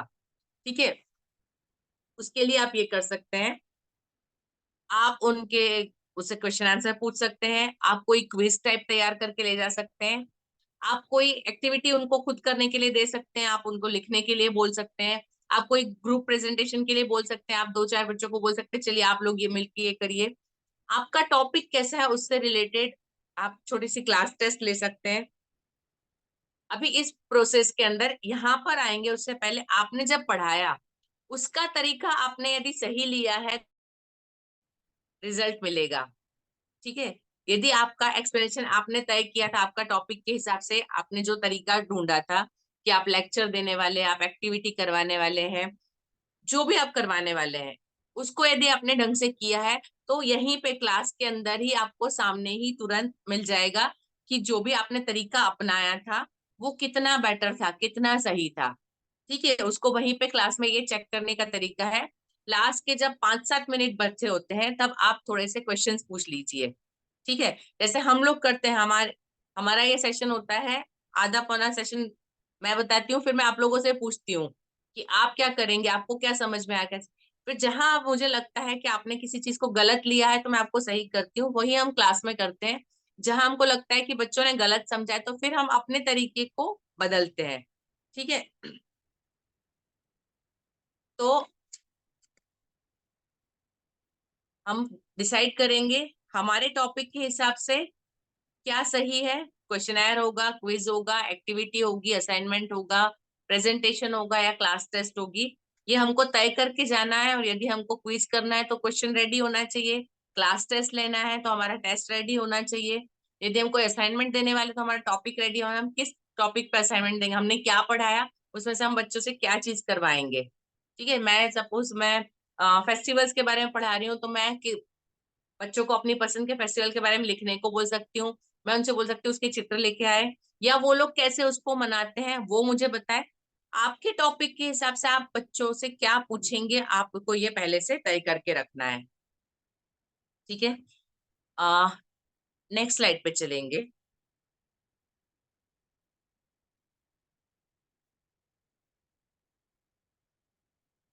हमारा जब पीरियड खत्म होने आता है हम पाठ समापन की ओर होते हैं। ठीक है, यहाँ पे हमको पूरे पाठ का सार देना है।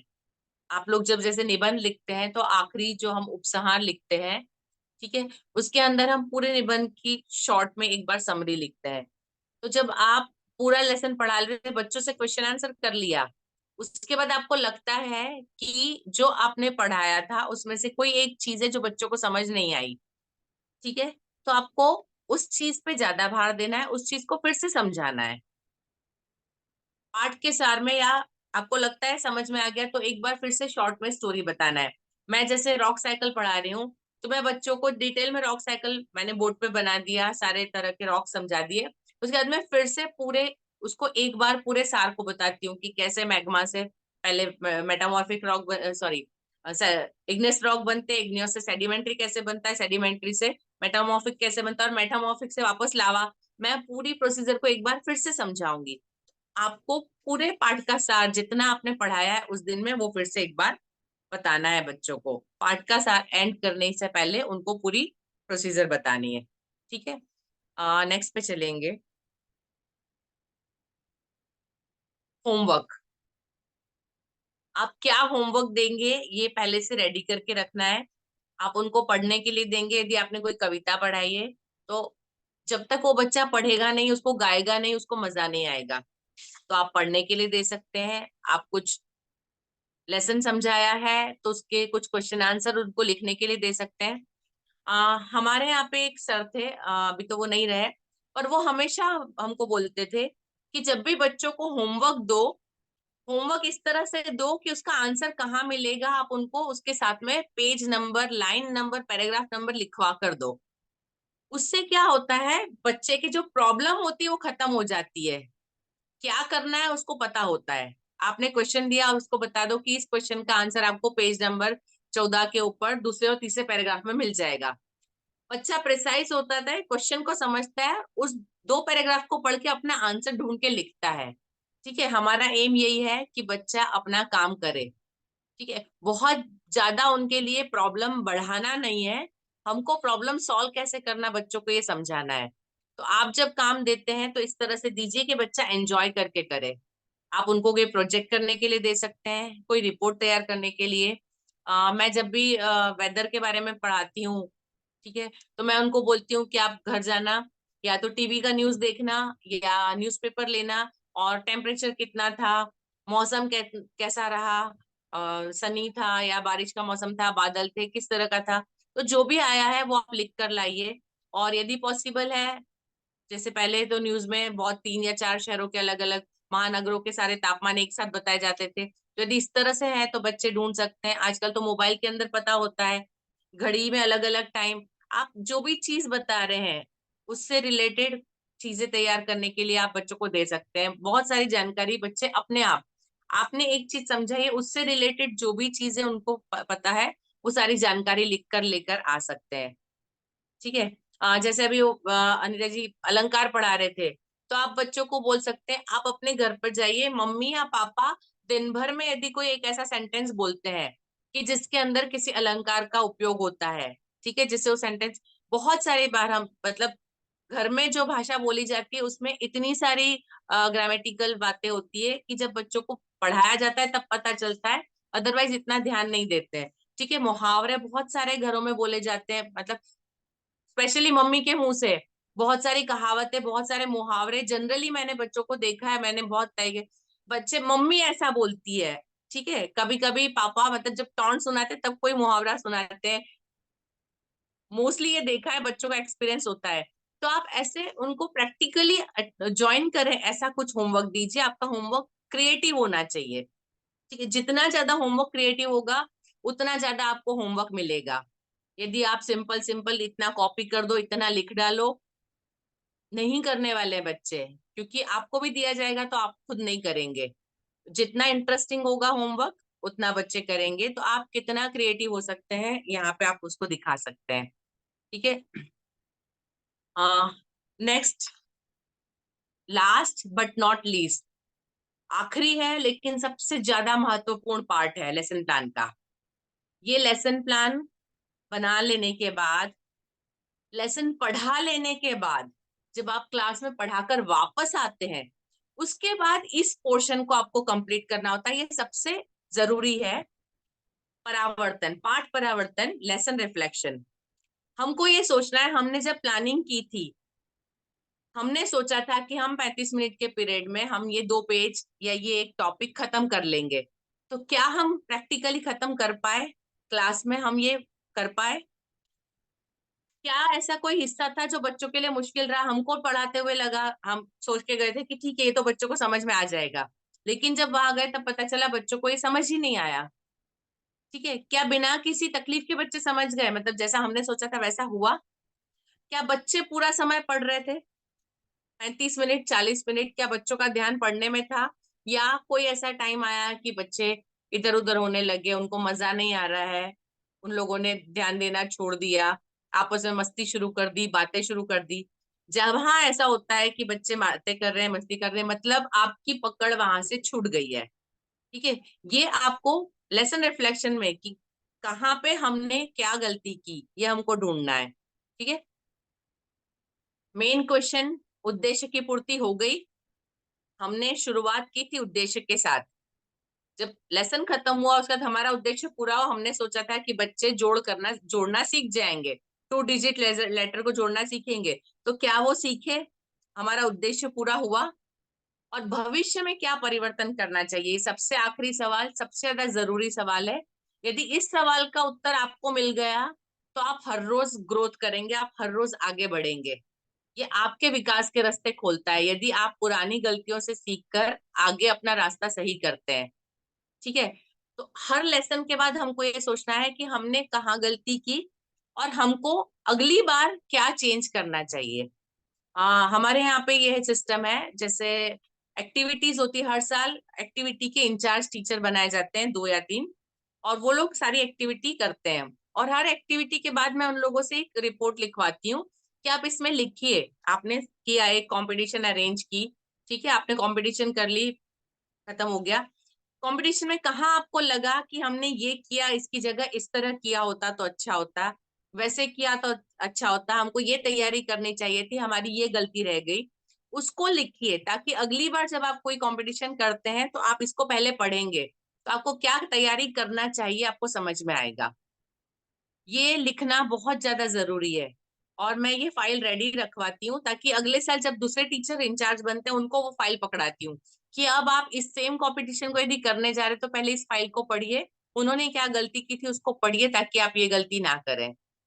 हमारे यहाँ पे प्राइज डिस्ट्रीब्यूशन के लिए, क्योंकि हम जिस स्कूल में हैं, हमारे जो डायरेक्टर हैं वो राज्यसभा के सदस्य हैं, बहुत बड़ा स्कूल है, बहुत बड़ा नाम है। तो जब प्राइज डिस्ट्रीब्यूशन होता है तो अहमदाबाद की बहुत बड़ी हस्ती, किसी न किसी हस्ती को बुलाया जाता है, क्योंकि प्राइज लेने वाले बच्चे भी हमारे यहाँ पे, मतलब एक उसमें कम से कम 300-400 बच्चे सिर्फ मेरे सेक्शन से होते हैं। ऐसे हर एक सेक्शन से, हमारे 5 सेक्शन है, तो हर एक सेक्शन से 300-400 बच्चे, बहुत सारे प्राइजेस होते हैं, बहुत सारी चीजें होती, बहुत बड़ा फंक्शन होता है। तो जब हम इसकी तैयारी करते हैं, जो टीचर तैयारी करती है उनको बताती हूँ कि आप पिछले साल की फाइल लेके पहले बैठो, कैसे किया था टीचर ने उसको देखो, उसके बाद आप तैयारी करो, ताकि बाहर से जो व्यक्ति आए उनके सामने कहीं आपकी कोई गलती ना हो। ठीक है, तो किसी काम को करके किसी ने जो गलती की है उसको हम ना दोहराएं, अपनी गलती को हम ना दोहराएं, ये बहुत जरूरी है हमारे लिए। तो ये पाठ परावर्तन पाठ पढ़ाने के बाद हमको लिखना है, जिससे कि अगली बार हमारा पाठ प्रॉपर रहे। ठीक है, अभी आप सब ने अपना पाठ तय कर रखा था, हम लोगों ने इंट्रोडक्शन तय कर लिया था।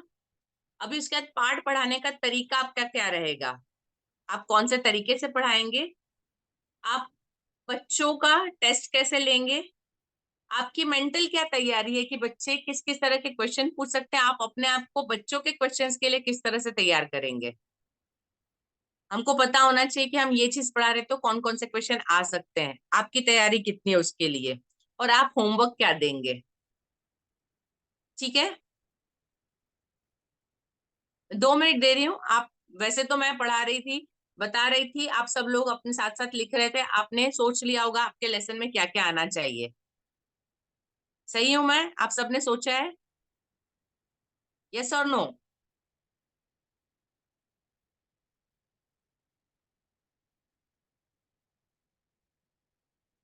प्लीज कोई तो उत्तर दीजिए। इंट्रोडक्शन तक सबने कर लिया है। अभी पाठ का प्रोसीजर, आप किस तरीके से पढ़ाएंगे, आप लेक्चर देंगे, आप कहानी सुनाकर पढ़ाएंगे, आप कविता गाकर पढ़ाकर सुनाएंगे, आप कुछ डेमोन्स्ट्रेशन देकर पढ़ाएंगे। हमने टीएलएम में बहुत सारी चीजें सीखी थी, क्लास में कैसे पढ़ाना, बहुत सारे तरीके सीखे हैं। ठीक है, कौन सा तरीका आप क्लास में पढ़ाने के लिए अपनाने वाले हैं, आप बच्चों का क्लास में टेस्ट कैसे लेंगे, कैसे चेक करेंगे कि आपने जो पढ़ाया वो बच्चों को समझ में आया, और होमवर्क 3 क्वेश्चन है। ठीक है,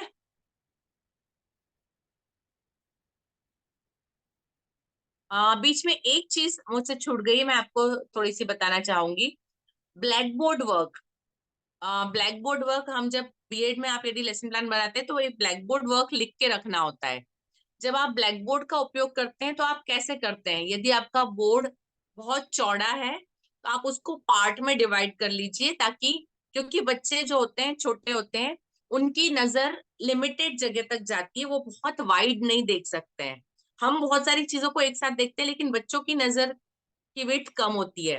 तो आप बोर्ड को पार्ट में डिवाइड करिए और पार्ट में लिखिए, ठीक है। दूसरी चीज, यदि आप छोटी क्लास में पढ़ा रहे हैं तो आपके जो लेटर है वो कम से कम 4 इंच होने चाहिए, 4 इंच से बड़े। यदि थोड़ा बड़ा क्लास है तो 3 इंच, इससे छोटे लेटर बोर्ड पे नहीं लिखना चाहिए, ठीक है। 5 इंच तक के लेटर लिखते हैं बच्चे, इजीली पढ़ सकते हैं। किसी बच्चे को दूर से दिखता नहीं है, कुछ भी प्रॉब्लम है तो वो रीडेबल होगा। बोर्ड को यूज करने के ये कुछ रूल्स होते हैं, ठीक है। 3 इंच से छोटा लेटर आपका नहीं होना चाहिए जब भी आप लिखते हैं। उससे बारीक नहीं लिखना कभी भी बोर्ड के ऊपर, उससे बड़ा लिखना, ठीक है।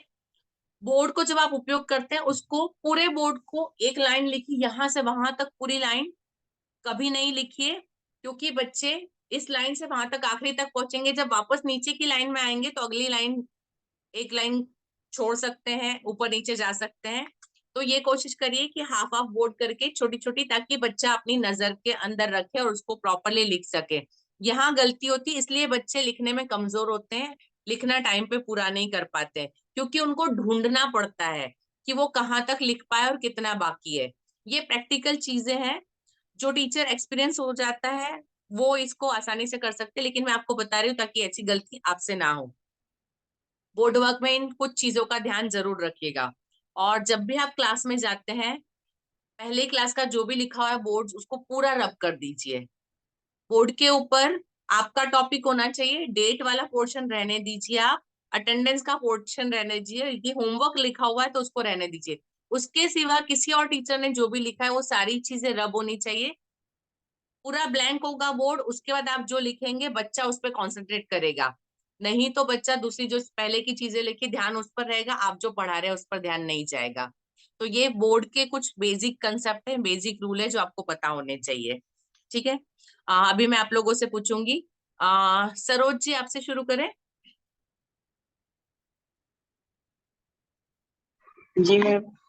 जी पाठ पढ़ाना, कहानी सुनाकर, ठीक है, कहानी सुनाकर और टेस्ट लेंगे, फिर बाद में क्वेश्चन पूछकर, ठीक है, और गृह कार्य में उससे कहानी से संबंधित जानकारी इकट्ठा करना।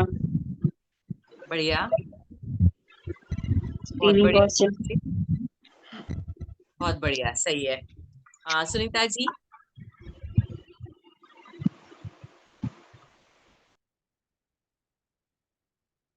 चलिए, खुशबू उपाध्याय जी।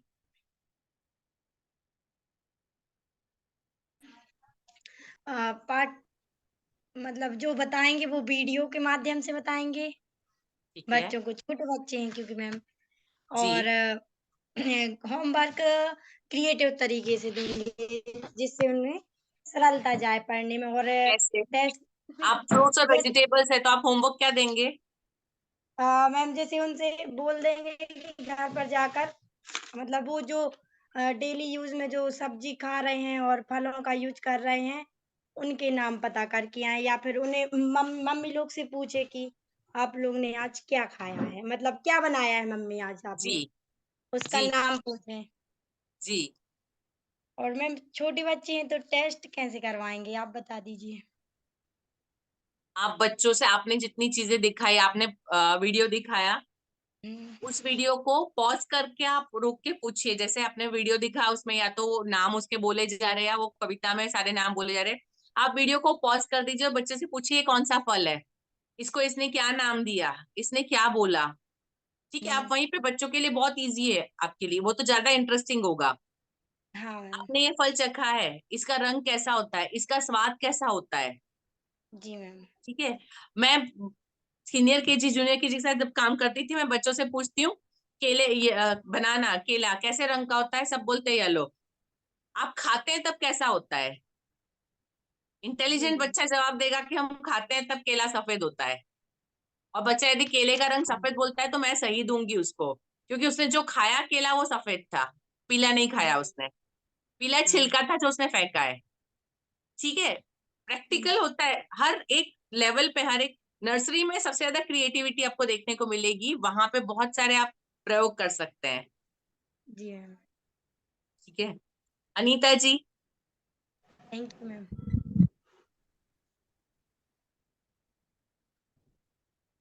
हाँ मैम।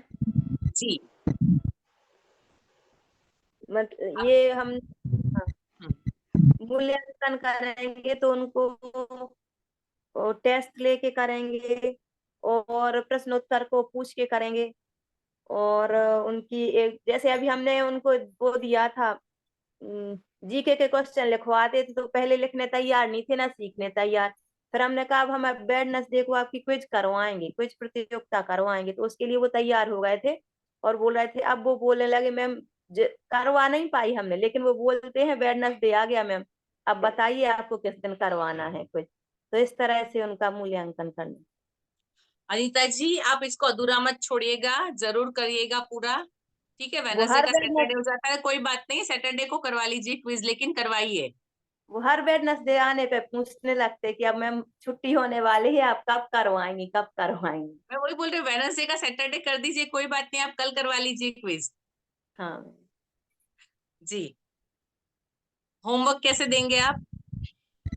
होमवर्क देंगे मैम उनको कि पाठ जो कल पढ़ाना है उसके बारे में उस पाठ को थोड़ा सा पढ़ के आना, उसके बारे में समझ के आना, इसके आगे का हम कल आपको पढ़ाएं, इसके बाद फिर हम कल क्लास में वो पाठ पढ़ाएं।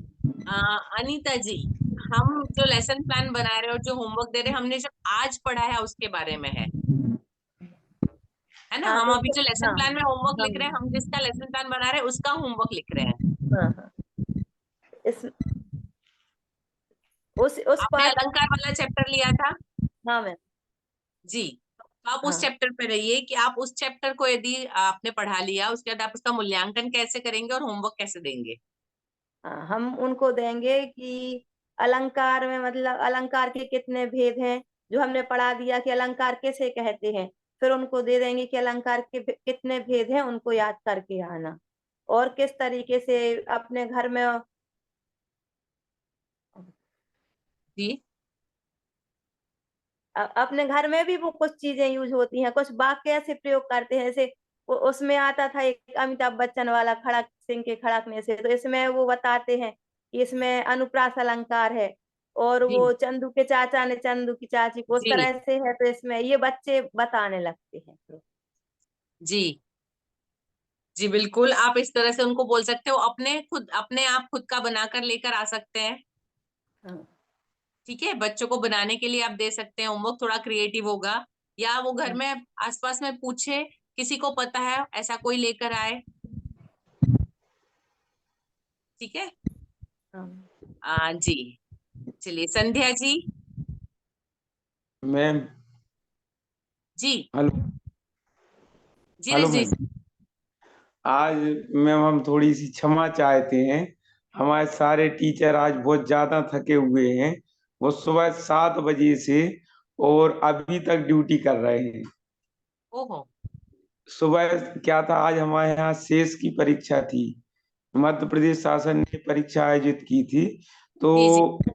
टीचरों को सुबह 7 बजे हमने स्कूल बुलाया था आज, ओहो। और शाम को 5 बजे तक इन लोगों ने ड्यूटी की, आज खाना भी नहीं खाया किसी टीचर ने दिन में। तो क्या हम बात। तो हम थोड़ा सा क्षमा चाहते हैं मैम, आज हमारे टीचर अगर कुछ नहीं ज्यादा बोल पाए। कोई और बात नहीं, कोई बात नहीं। सर ने खाना भी नहीं दिया हम लोगों को। लेकिन आप सोचिए, सर आपके बारे में सोच रहे हैं, आपकी तरफदारी कर रहे हैं। नहीं मैम, बोला ये सर, नहीं तो तारीफ नहीं के काबिल बात है, हमारे नहीं तो सारे नहीं बोलते, उनने बोला इसलिए बोला है हमने, नहीं तो कुछ नहीं बोलेंगे। नहीं मैडम, फिर भी तारीफ के काबिल बात है आप लोगों की कि आपने हमारे टीचरों को इतना अच्छा ट्रेंड किया, और आज हमारे सब टीचरों ने इतना अच्छा काम किया कि बाहर से जितने भी स्कूलों का रिजल्ट हमें बाद में मिला था, तो सबसे कम गलतियां हमारे स्कूल में हुई हैं। और जबकि हमारा स्कूल का जो परीक्षा हुई वो कक्षा 3, कक्षा 6, कक्षा 8 मतलब वो सॉरी 9 मतलब 3 क्लासों की परीक्षा विकास खंड में केवल एक स्कूल मेरे स्कूल की हुई है, बाकी सबकी अधिकतम 2 क्लासों की हुई। लेकिन सबसे अच्छा काम और सब मतलब ये हमसे बिहार सबसे लास्ट में जो विकासखंड शिक्षा अधिकारी आते तो उन्होंने ये बात आज आके हमसे कही थी। तो हम सब टीचरों को बहुत शुभकामनाएं देंगे और आप लोगों का बहुत बहुत थैंक यू। बधाई हो आप सबको। ऐसे यदि मिले हैं काम करने वाले साथ में तो आप लोगों को खुश होना चाहिए, खुश नसीब है आप सब। ठीक है, चलिए हम ज्यादा क्वेश्चन आंसर नहीं करते हैं। बाकी लोगों में से आप जो भी यदि कुछ बताना चाहते हैं तो बताइए।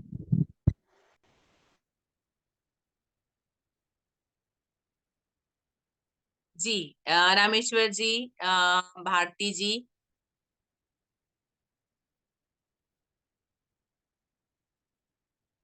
आप यदि कुछ बताना चाहते हैं बताइए, कोई बात नहीं। यदि आप लोग ऐसा है तो आगे आने वाले दिनों में अपनी पाठ्य योजना पूरी करके आप लोग ग्रुप में रख सकते हैं। आप लोग आधी आधी पाठ्य योजना पहले बना चुके हैं।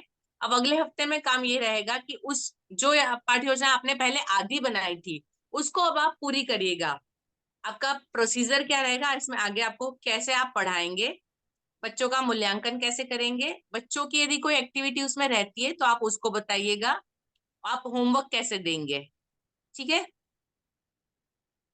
नीरज जी, मुझे लगता है जी आज हम फिर यही पूरा करें। जी बिल्कुल मैम, और बहुत बहुत धन्यवाद आपके लिए और हमारे सभी आदर्श शिक्षक 6 के सभी शिक्षक प्रशिक्षणार्थियों का कि आप बराबर सेशन को ज्वाइन किए हुए हैं और सीख रहे हैं, क्योंकि समय हो चला है और बिना किसी औपचारिक भूमिका के हम सीधे मेरी भावना विचार पंक्तियों के वाचन के साथ आज के सत्र को नीरज रजनीश जी कुछ कहना चाहते हैं। मैम आपने इनाम की घोषणा नहीं की, किसको मिलना है इस सप्ताह का इनाम? जी मैं एक बार फिर से गो थ्रू करूंगी फिर बताती हूँ। मैं एक्चुअली दूसरे वेबिनार थे और मैं थोड़ा उसकी तैयारी में बिजी थी। मैंने शुरुआत में ही कहा कि मैं सारे मतलब आपके सबके मैसेज पूरे प्रॉपरली गो थ्रू करके उसका कोई वो रिकॉर्ड नहीं रख पाई हूँ। मैं फिर से जाके देखूंगी, मैं उसके बाद बताती हूँ। जी मैम, जी मैम, थोड़ा सा समय दे दीजिए। ठीक ठीक मैम। जी धन्यवाद। बिल्कुल सरप्राइज होने वाला है और रिजल्ट का आप सभी इंतजार कीजिएगा कि किसने विगत सप्ताह अच्छा वर्क किया है और जो सभा हो चला है। आप एक बार पुनः प्रार्थना वंदना की मुद्रा को धारण करेंगे। भाव जगत में मेरा सब जीवों से नीति रहे, दीन दुखी जीवों पर मेरे और से करुणा सोते बहे, दुर्जन लोग कुमार गिरतों पर क्षोभ नहीं मुझको आवे, साम्य भाव रखूं मैं उन पर ऐसी परिणति हो जावे। इसी भावना के साथ आज के सत्र को यहीं पे विराम देते हैं। पुनः हम अगले सप्ताह एक नए टॉपिक के साथ खबर होंगे। आप हमारे आदर्श 6 ग्रुप में अपने नियत कार्य लेसन प्लान के साथ बने रहिएगा। सभी को एक बार पुनः बहुत बहुत धन्यवाद। जय हिंद, जय भारत। सभी को जय जनेल, जय जनेल सभी को सब।